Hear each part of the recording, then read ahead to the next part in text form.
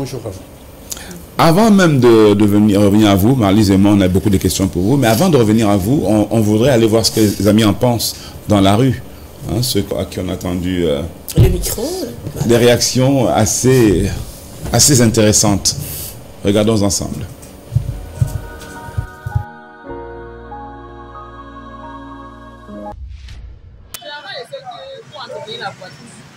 On va permettre aux hommes de traiter parce qu'on dit souvent que quand l'homme t'aide ou alors quand tu allaites l'enfant, ça te permet avec à la longue qu'on n'ait pas etc. Enfin, de temps en temps, on doit essayer de... C'est une façon spéciale. Des poules, ça veut dire que c'est pas bon. Une façon spéciale, c'est que vraiment, je ne sais pas. C'est ce qu'on entretient nos soutiens-gorge, mais de laver la poitrine. Nothing. I know that they can suck it to make the breast be safety. I know that you cannot tie the breast. The ladies cannot put the tight breast well. Okay. Yes. Comment est-ce que vous entretenez votre poitrine? Comment j'entretiens ma poitrine? Je parle tout d'abord de temps en temps. Je peux le nettoyer avec un côté imbibé d'alcool ou d'eau. Un peu ça. Donc, c'est à mon niveau quoi. Même par rapport à la poitrine. Encore, il permet de soutenir d'abord les seins. Très bien, de bien les soutenir. Pour que ça ne lâche pas. Ça dépend des seins de tout le monde. De temps en temps, les palper. Palper, parce qu'on ne sait jamais, de temps en temps, les palper. Ça permet de savoir si soit il y a une boule, soit il y a quoi. Ça permet de connaître le volume de tes seins. Ça. Mais est-ce que les hommes, on dit souvent que les hommes... Quand on est ensemble, dans ce côté, il les touche bien qu'il fait son travail comme il se doit. Ok, merci madame.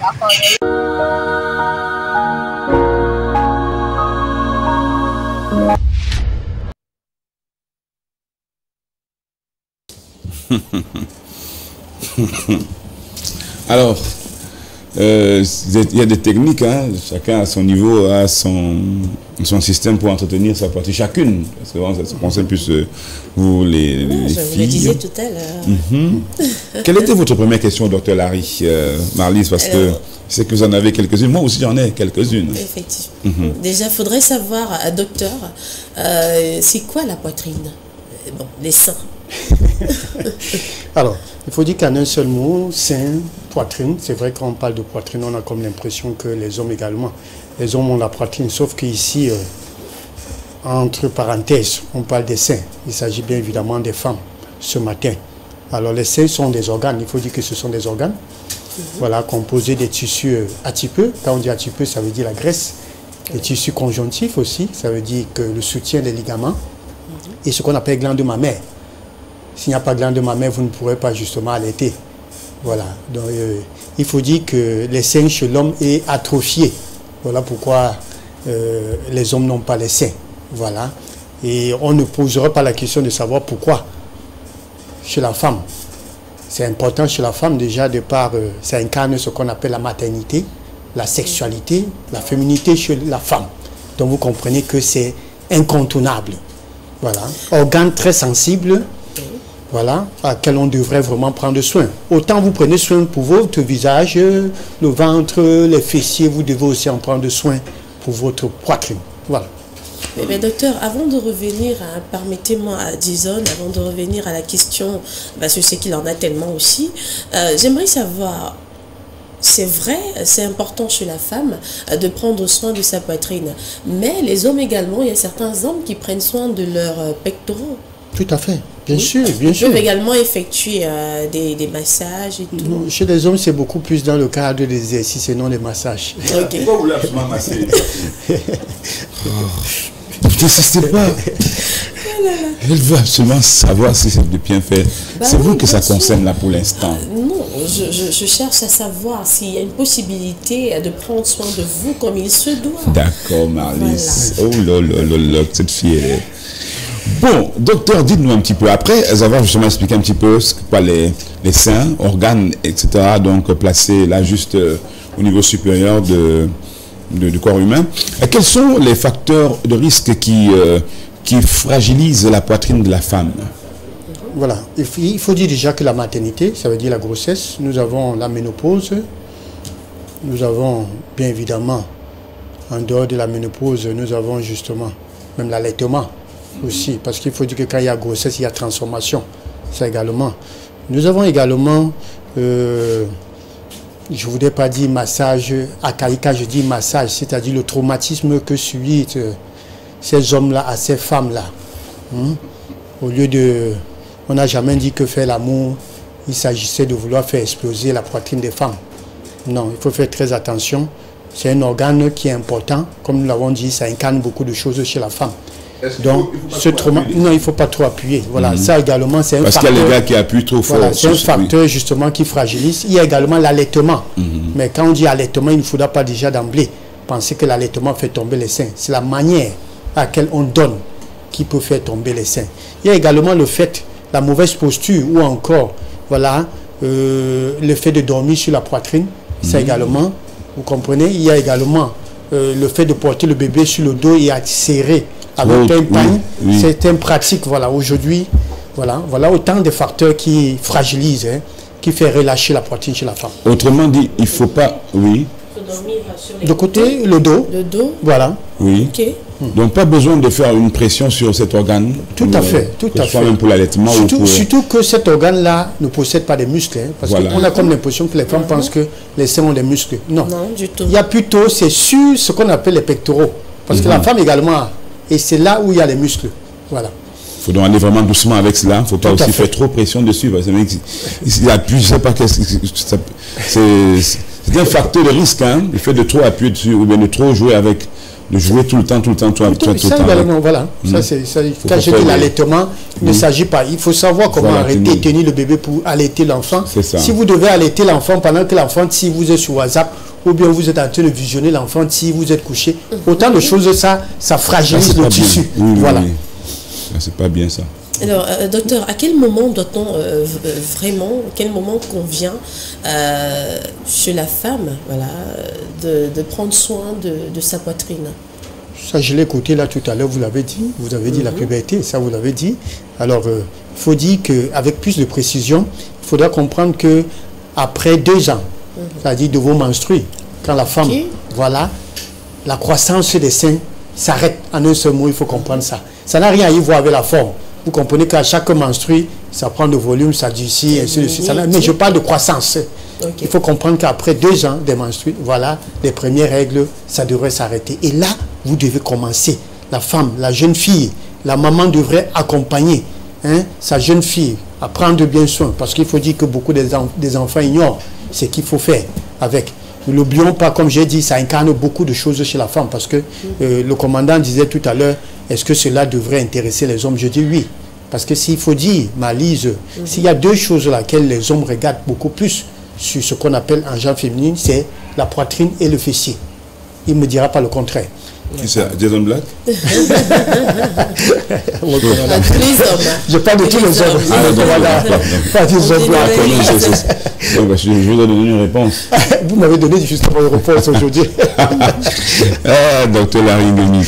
Pourquoi est-ce qu'il est important de... Parce que vous disiez qu'il est important justement de procéder par des massages. Pourquoi est-ce qu'il est important de masser la poitrine, de se faire masser la poitrine? Voilà. Et ça, on parle du bon massage, du vrai massage aussi. Il ne s'agit pas de ce massage où ces femmes-là, ces mamans subissent aller aux jeunes filles de peur de développer la poitrine. C'est-à-dire tout petit là, ils commencent à dire que l'enfant, si les gens vont regarder l'enfant, si c'est grave. Ils mettent les pièces d'argent, ils mettent les bandes et tout. Ils repassent. Toutes ces pratiques-là, vraiment, aujourd'hui, c'est contre-indiqué. Faites très attention. On parle du massage, vraiment, du bon massage. Et ça, c'est important parce que ça permet déjà, je voudrais commencer, l'une des importances, c'est que ça prévient des pathologies comme le cancer, les kystes, les fibromes. C'est ce que les gens ignorent. Parce qu'il faut dire qu'il y a les hormones, prolatine, qui fait beaucoup de choses pour le corps de la femme. Ça, c'est important. Donc, ça également, ça favorise ce qu'on appelle une bonne circulation. Ça favorise également l'élimination des toxines. N'oublions pas qu'il y a la peau à ce niveau-là. Nous avons également 3 couches, c'est-à-dire l'épidème, l'œdème et l'hypodème. Ça, c'est important. Et nous parlons de élastine et collagène, qui est produit justement par ce qu'on appelle l'œdème, qui a ce rôle de soutenir, voilà, de protéger notre peau. Alors pour cela, voilà pourquoi on devrait masser notre poitrine. Voilà, je veux dire, nous les femmes, bien sûr. D'accord. Maintenant, avant de passer à la question suivante, j'en ai tellement aujourd'hui. Avant de passer à la question suivante, c'est-à-dire comment s'effectuent ces massages, comment effectuer ces massages sur cette zone sensible, j'aimerais savoir, docteur, s'il est possible de masser également ces seins-là qui ont des prothèses, voilà, ces femmes-là qui posent des prothèses mammaires et tout. Non, non, déjà avec cela, non, c'est contre-indiqué. Si vous portez déjà les prothèses, vous n'en avez plus besoin. Ça, non, ça c'est autre chose. Au contraire, vous risquerez même de vous créer des problèmes. Ça, il faut le dire. Maintenant, comment masser? Voilà, justement, il y a une règle pour le massage. Hein, et d'une manière, c'est avec délicatesse. Hein. Délicatement, vous devez le faire parce qu'il est assez sensible, comme nous l'avons dit. Et c'est après le bain. Après le bain. Et il faut respecter le sens de l'aiguille d'une montre. Ça, c'est important parce que même les époux pourront faire ça pour leur conjoint. Ça, c'est important. Voilà, vous pourrez les accompagner parce que ça également, ça représente beaucoup pour vous. La beauté de la femme et tout ça là. Alors, vous allez faire ce qu'on appelle le sang de l'aiguille du monde. Ça va comme ça.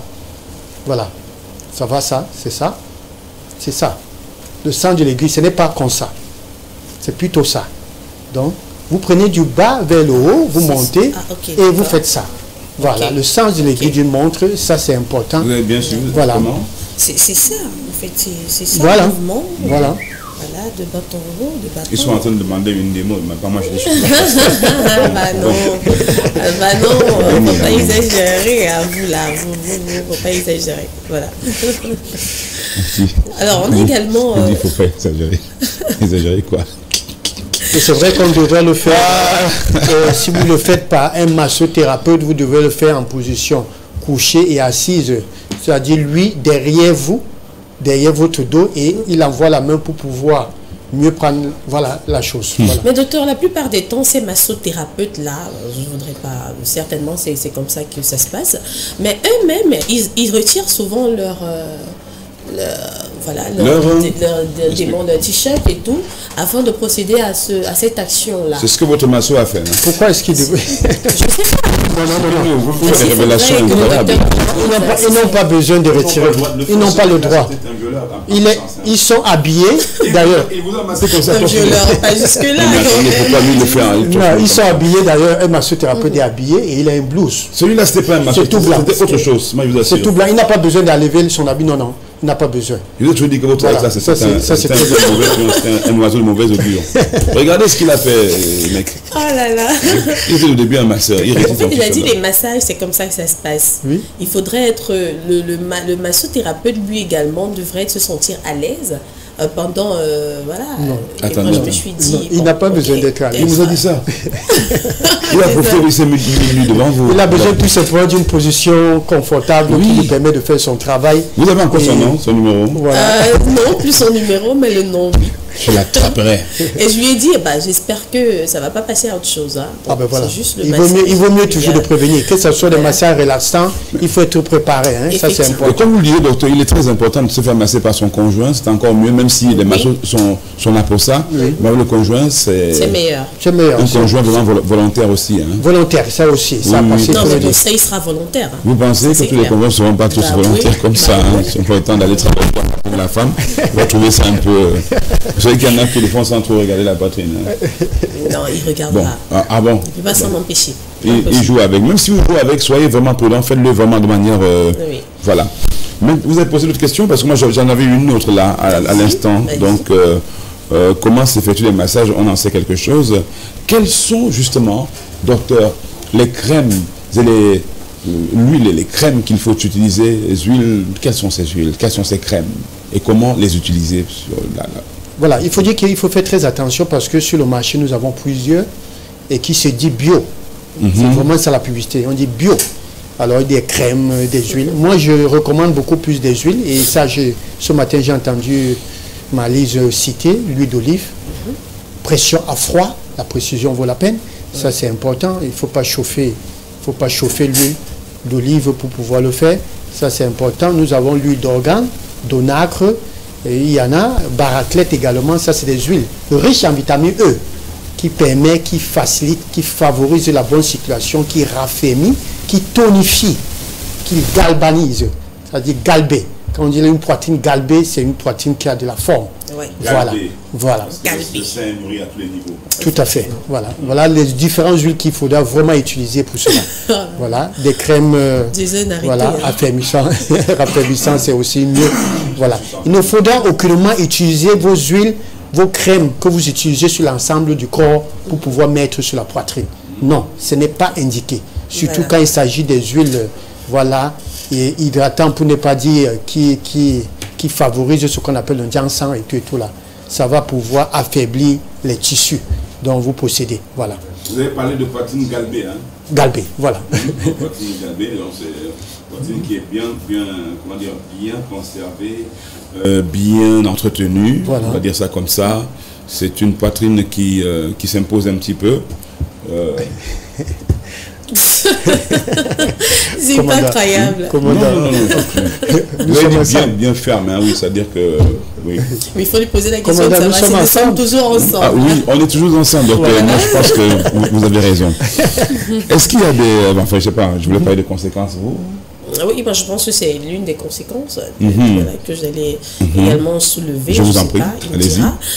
On parle quelquefois de relâchement des seins, que ce soit, oui, je pense que c'est beaucoup plus, si je ne me trompe pas, après l'accouchement. Je ne sais pas si c'est une conséquence. Donc, peut-on prévenir cela? Peut-on prévenir le relâchement des seins? Oui, on peut prévenir déjà.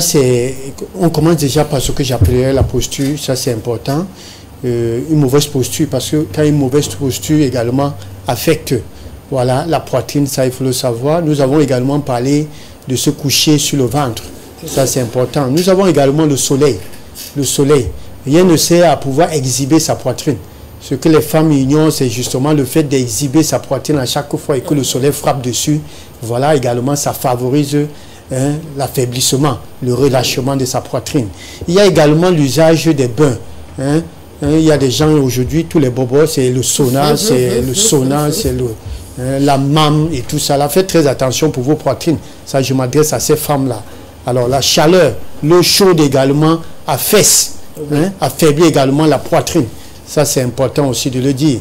Voilà. En ce qui concerne l'allaitement, nous l'avons dit, il faudra savoir comment tenir le bébé. Ça également, ça compte beaucoup. Mais aucunement, il ne faudra penser qu'on a dit sur ce plateau que l'allaitement favorise la fragilité. Non, jamais. On peut allaiter son enfant sans toutefois avoir des seins tombants. Ça, il faut le dire ainsi. Ça dépend de la manière à laquelle vous tenez l'enfant pour pouvoir le donner. Donc, voilà autant la prévention pour pouvoir, donc vraiment, et faire des exercices. Les exercices sont importants parce que je disais tantôt, les seins ne possèdent pas les muscles, mais en dessous, nous avons les pectoraux. La femme également en possède. Et ça, en faisant des exercices, ça également, ça c'est très bien. Ça permet de garder les seins ou encore droit ou bien vers le ciel.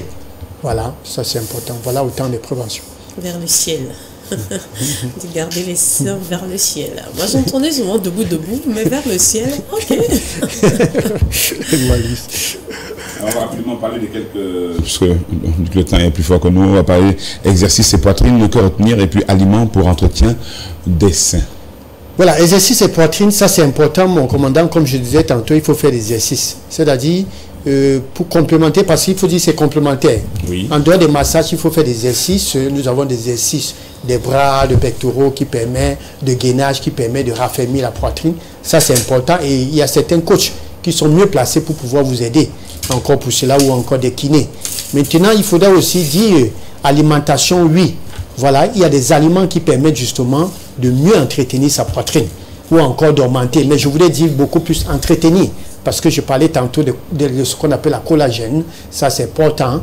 Alors, pour cela, nous avons des carottes, des persils, voilà, la betterave qu'il faut manger. Ça, c'est important. Tomates, voilà, les avocats, ce qu'on appelle la citrouille. Ça également, voilà autant les aliments. Et pour vous, les femmes qui voulez garder votre poitrine, toujours, voilà, en forme, tonifiée, évitez le sucre. Évitez le sucre. Aliment vraiment mauvais, très mauvais pour votre poitrine. Évitez le sucre. Ça, c'est important. D'autre part, ce que je voudrais rappeler, c'est que il y a des conséquences pour l'usage de ces huiles qu'on dit bio sur le marché, parce qu'il faut dire que c'est l'un des facteurs de ce qu'on appelle le cancer du sein. C'est l'un des facteurs de ce qu'on appelle le diabète ou les maladies cardiovasculaires. Alors, l'usage de ces huiles-là, de ces crèmes-là, qui pullulent sur nos marchés, là, faites très attention parce que ne vous posez pas la question là où ça part. Il y a les pores, ça va dans le sang. Alors, ça va dans le sang et ça, c'est très dangereux parce que c'est tellement riche avec des produits, c'est-à-dire en corticoïdes. Et ces corticoïdes-là, justement, peuvent favoriser ce qu'on appelle le diabète. Donc, voilà ce que je peux dire. Voilà. Docteur Larry, merci beaucoup, à moins que vous ayez une autre question. Non, voilà, je pense qu'il a fait le tour. Voilà, on n'a plus qu'à vous remercier pour vos informations que vous nous apportez au jour le jour. Moi, particulièrement ce matin, je suis très heureuse parce que ça m'a beaucoup aidé. Et je pense que d'ici 2 à 3 mois, vous allez voir un changement. Voilà. Donc le conseil que je peux donner ce matin... Pour l'augmentation, hein, on va voir le changement. Ça va se verser comme ça. Alors, le conseil que je peux donner ce matin, que ça soit petit, que ça soit énorme, que ça soit, sachez que ça a le même goût, ça ne vous empêchera jamais d'allaiter votre enfant. C'est le même goût sur le point sexuel et tout et tout. Donc, ne traumatisez pas, ne vous traumatisez pas. Voilà. Mais que cela ne vous dérange non plus à pouvoir parfois se faire masser, soit par le conjoint. Ça, c'est important. Ça, je le disais tantôt à l'introduction. Aussi, vous prenez soin de vos visages. Aussi, vous prenez soin de vos fessiers, de votre corps. Vous devez prendre soin de votre poitrine et pouvoir le faire valoriser. Ça, c'est important parce que je l'ai dit, ça incarne ce qu'on appelle la féminité de la femme, la maternité, autant de choses. Donc, c'est un bijou, c'est un diamant pour la femme. Aussi pour nous, les hommes, hein, ça, il faut le dire. Voilà. Nous sommes contents parfois de le voir. Voilà. Merci, docteur Larry. Nous sommes contents parfois de le voir.